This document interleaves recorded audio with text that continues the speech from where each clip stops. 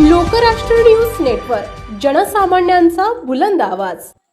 वडूज येथील शासकीय भूखंडावरील अनधिकृत बांधकामांवर प्रशासनाचा हातोडा. तहसीलदार बाई माने यांच्या आदेशान्वये कारवाई. वडूज येथील गणेशवाडी रोड लगत असणाऱ्या शासकीय भूखंडावरील अनधिकृत बांधकामांवर अखेर हातोडा पडला असून खटाव तालुका तहसीलदार बाई माने यांच्या आदेशाने कारवाई सुरुवात झाली आहे. जवळपास या ठिकाणी 40 ते 50 परप्रांतीय कुटुंब गेली 25 ते 30 वर्षापासून वास्तव्यास आहेत. मागील काही दिवसांपासून येथील रहिवाशांना प्रशासनाच्या वतीने लेखी नोटीस देऊन शासकीय भूखंडावरील अनधिकृत बांधकाम स्वखर्चाने काढण्याच्या सूचनाही देण्यात आल्या होत्या.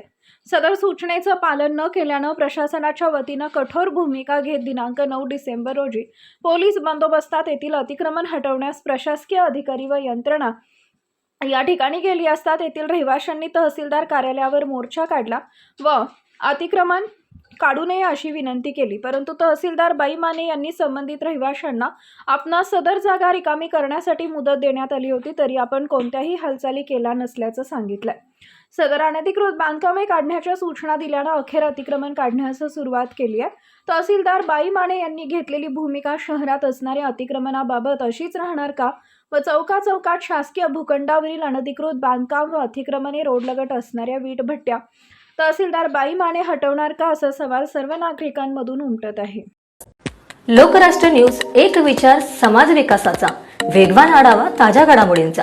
बातम्यांबरोबरच शेती, उद्योग, शिक्षण, साहित्य, कला, मनोरंजन आणि बरंच काही.